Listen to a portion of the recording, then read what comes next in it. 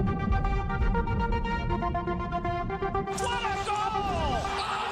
everyone, Mr. Devil here, Kenny Danico, three-time Stanley Cup champion of the New Jersey Devils, and you're listening to the Uncle Pucker's New Jersey Devils podcast. Let's go Devils! Hey, what is up there, Devil fans? This is Chris from the Uncle Pucker New Jersey Devil podcast, and I'm back to do a little preview for the Devils game tomorrow night at home against the Dallas Stars. So I think we've all gotten the international kind of hockey fling out of our system, right? Now it's time to, take a shower and go back home to the people we love and kind of put that on the back burner. And that love is the New Jersey Devils. And they are back, which they haven't played a game in 2 weeks, feels like 2 months. And as fun as that whole Four Nations face-off was, I am very, very happy to have Devil hockey back again. But the schedule makers have been bastards to us all season long. And after this break, it is no different. Devils have 25 games left, and it's not going to be easy. It is a who's who of teams that we have to play in these last 25 games, and I'm fine with that, right? I do believe that iron sharpens iron, and that's going to be the best way to get this team playoff ready. And in these last 25 games, that's what they have to do. They have to show consistency, and they have to get ready for the playoffs. So it starts tomorrow, Dallas at home, and then the Devils are on a very long road trip. I think it's like 6-7 games. I'm not 100% sure because I didn't look too far into the schedule. I do just want to break down the game tonight tomorrow night rather against Dallas. Like I said, puck drops at 6. Don't get confused. It's at 6 p.m. tomorrow at the Rock. Dallas is a good team. They've always been a good team. They've been a good team for years, and they're right there again this year. They're second in the Central. They have a 35-18-2 record, 72 points, and they've played 55 games. So 2 less games than the Devils and 4 more points than the Devils and 4 more wins than the Devils. So Dallas is a deep team. They're fast. They have good goaltending. And they're always in the mix, right? Like it's Dallas, it's Vegas, it's Edmonton. These are the teams you see coming out of the West, Winnipeg, teams like that. But nobody would be shocked if the Dallas Stars end up in a Cup final. So like I said, 72 points. They have a .655 winning percentage, which is 3rd in the NHL. Devils have a .596 winning percentage. That's 12th in the NHL. Goals for, the Stars are 9th with 180. The Devils are 11th with 174. Goals against, Stars are 4th with 138. Devils are 5th with 141. They're very similar in a lot of these stats. Goal differential plus 42 for Dallas. That's good for 4th. Devils are plus 33. That's good for 5th. Power play, 19.6% for the Dallas Stars. This is where the Devils have a big advantage. They are 22nd on the power play. Devils are 27.5%, and that's 4th. Penalty kill, they're extremely good. They're 1st in the league at a solid 85% of kills. Devils are at 84.2. That's 3rd. So Devils special teams still really good. Team save percentage, Stars are 907, and that's 4th. The Devils are 906. That's 6th. So are we really splitting hairs here on some of these stats? But I think the Devils match up pretty good with Dallas this year. I know this is the first game we're playing against them. Very, very curious to see how it plays out. But let's talk about some of the players that are going to be involved, okay? Jake Ottinger, he's played 40 games this year. He's 26, 12-2 for 1 shutout. He has a .235 goals against average and a .911 save percentage. So Jake Ottinger, we know him. He's a damn good goalie. He always gives these guys a chance every time he's between the pipes. But check this stat out.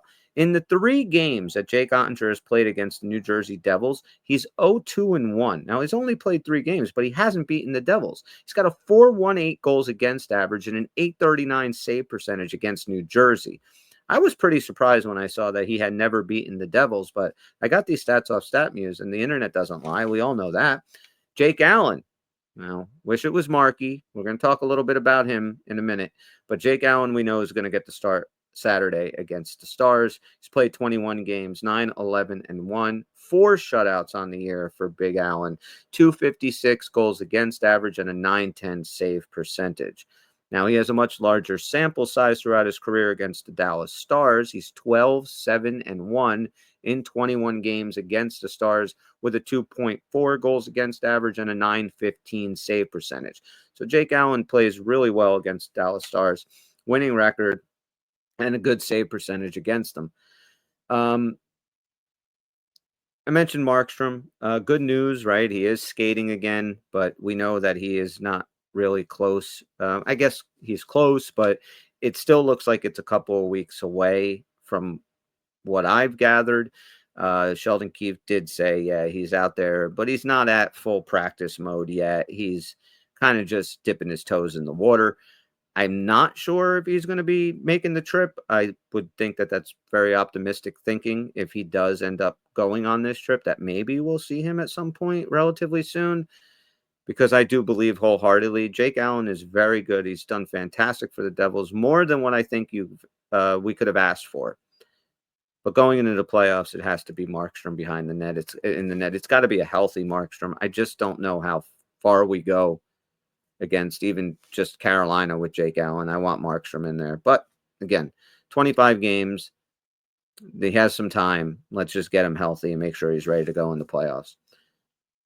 So who do the Dallas Stars have that we have to worry about? They have lots of guys. So I took their top 5 point getters and put them against our top 5 point getters. They are being led by Matt Duchene. He's got 22 goals, 33 assists. And then he has 55 points. And then we have Jack with 24, 41 for 65 points. Then Jason Robertson's got 20 goals, 31 assists, 51 points. Bratt, 17, 47 for 64 points. Wyatt Johnston, 16 goals, 31 assists, 47 points. Nico Hischier, 24 goals, 19 assists, 43 points. Jamie Benn, 14 goals, 22 assists, 36 points. Timo Meier, 15 goals, 23 assists, 38 points. Rope Hintz, 22 goals, 14 assists, 36 points. Dougie Hamilton, 8 goals, 28 assists, 36 points. It's very surprising. Rope Hintz has 22 goals. But anyway, those are our top 5 on each team.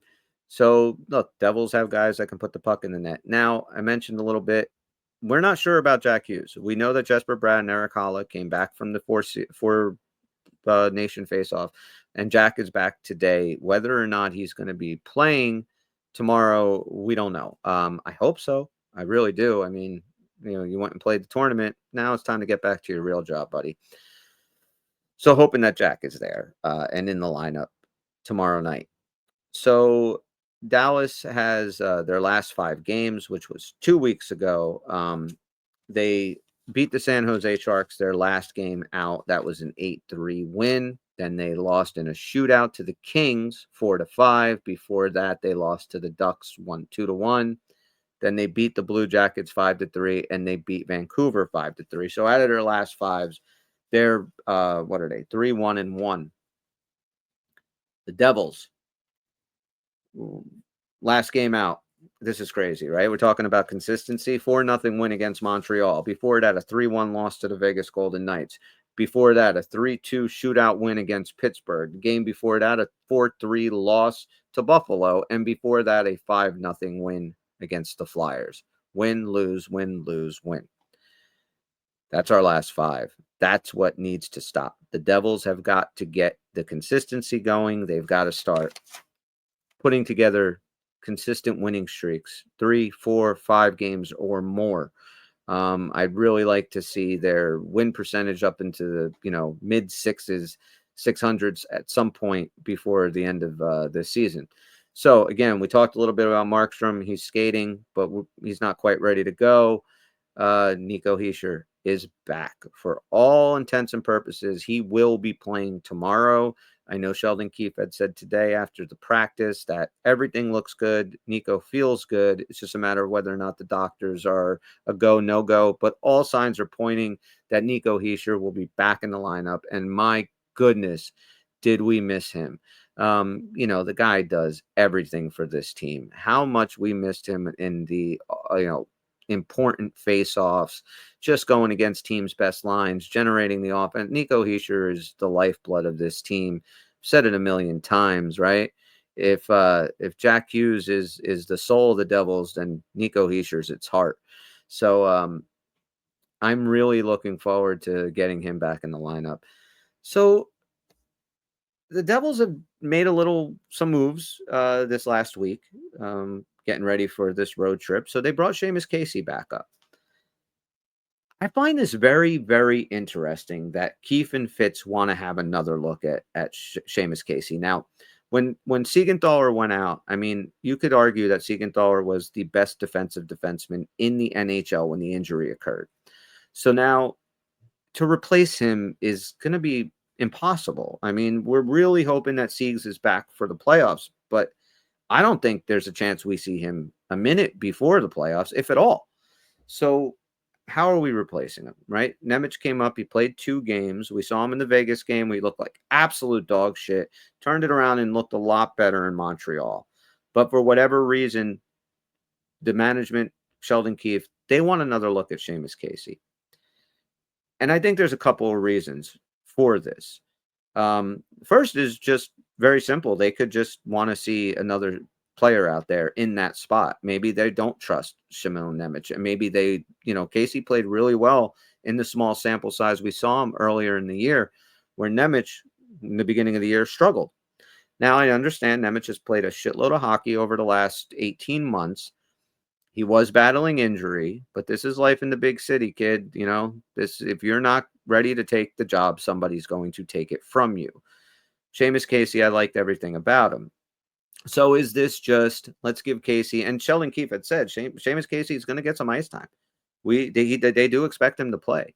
So I'm sure that, at some point on this road trip, or maybe even tomorrow, Shimon Nemec will be scratched and Seamus Casey will be put in.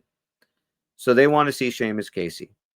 Is this to showcase him and Nemec, maybe for a trade down the road? There are a lot of things that have changed over the course of the last year. And if you look at last year, we know that a lot of teams called Fitz about Shimon Nemec. And every time this was a non-starter, he was not up for trade. We were not even going to discuss it, and he hung up the phone. Well, this year, things are very different. Mainly, Seamus Casey is a big one, right? I think everybody was surprised at just how good offensively this kid was. And then, like we said before, Nemec struggled a little bit. Then there's Jonathan Kovacevic. Jonathan Kovacevic, his people are talking right now on an extension. If Kovacevic signs an extension with New Jersey, that will legitimately lock out one of these guys, because the defensive pipeline down in Utica is clogged right now. And a trade is the Drano, right? We got to unclog it. I do believe that one of these guys, if a trade is on the table, something that is going to help this Devil team moving forward this year, a forward, a winger to play with Jack, whoever, right? If Tom Fitzgerald feels that he has to get player X to come to New Jersey, but we have to get Nemec or Casey to go the other way, I think this year it gets done. Now, again, I have no information about this. I have no inside sources about this. This is reckless speculation at its best, but it makes sense. If you didn't love Kovacevic, you wouldn't be entertaining the idea of signing him to an extension. If you're not going to sign him to the extension, well, then, okay, we have some room. Then you have other contracts that might be a little easier to move next year, like Dougie Hamilton's, but I don't see that happening. I do think it's going to be Shimon Nemec. I think that he's more of the known quantity to other NHL executives. I think Seamus Casey is a bit more of an unknown. Casey's small, has a lot of upside, but his defensive game needs to come along. Nemec, like I said, more of a known quantity. Second overall pick. Teams are going to be chomping at the bit to get their hands on him. If the right guy is available for Nemec, I do think he's going to end up going. And last year, that was unheard of. Now, last year, we were depleted in defense, and guys that we expected to have better years like John Marino and Jonas Siegenthaler. They really didn't live up to what they were supposed to do for this team. Hamilton's out, and now all of a sudden, all these big minutes are laid on Luke Hughes and Shimon Nemec and their narrow little 20-year-old shoulders. Anyway, I don't think they are in love with Shimon Nemec anymore, and I think that they're really kind of thinking maybe Casey can take this spot, especially if there's talk of Siegenthaler coming back by the playoffs. Okay, maybe we can stopgap that position right now with Seamus Casey for 25 games. We can send Shimon Nemec somewhere else and get a nice piece back to play with Jack. And now this team, okay, because come playoff time, Sieg's healthy, you're not going to hear boo out of Seamus Casey if he's got to go sit up in the box. You're not going to say shit, or he's going to go down and play Utica's not going to make the playoffs, so they're not going to be playing. But he's not going to say boo. Shimon Nemec, we know, has made grapes. Now, valid, invalid, when I say we, I'm talking about the other puckers. Like, we are part of the Lou Lamoriello kind of ways of the devil. People never made comments like that. And if you did, yeah, you were probably not there very long. Now, I'm not saying that this administration acts like that or treats their players like that. I'm just a little bit more old school. And that shit kind of doesn't fly. So are they showcasing one of them for a trade? Are they just really, hey, look, whoever plays better over the next maybe 5, 6, 7, 8 games is going to get that position until Siegs is back, and somebody that we might be able to trust going into a playoff series if Siegs isn't ready. But that's very interesting, and I think something that we should really kind of keep our eye on. If Casey's going to play where, how many games is he going to get? Are one of these guys on the block? Is there something in the works to, why they're up here? I don't necessarily know. Those are the only things that make any sense to me. But real curious, Devil fans, what you guys think. Am I completely off base here? Is there no way that they would ever trade either of these guys? Maybe. Also, if anybody is interested in picking up one of these awesome kick-ass Uncle Pucker stickers here, and there's a really super cool logo. All your friends will be jealous. They'll want to know where you got it. And, you don't have to tell them. Put it on your car, put it on your laptop, put it on your water bottle, give it to a Ranger fan, whatever it is that you want to do. All you have to do is go to unclepuckers.com, fill out the contact info. We get the email, and we will send it out to you free of charge, ASAP. We sent them a ton of them already all over the country, a couple in Canada. I'm not sure about how much that's going to cost on the tariffs and stuff. But anyway, let us know what you think. Big game. So psyched and so happy to have Devils hockey back tomorrow. And also, we will be doing a live stream tomorrow. 4 of us, 4 of the Puckers doing the live stream. Is going to probably go live around 9:30, 9:45. We'll throw something out on social, let you guys know. So if you're up after the game, you want to hop on, you want to talk about it with us and whatever other stupid shit we're doing, we would love to have you guys. Really appreciate it. Thanks for checking out this video. Be well, and